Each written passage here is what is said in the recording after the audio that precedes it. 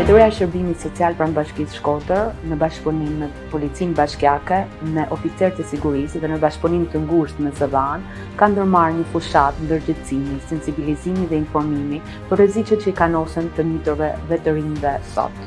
Këto kërcënime lidhen me fenomene të tilla si bullizmi, dhuna psikologjike, kërcënimet sociale apo forma të reja të presionit social në shkolla.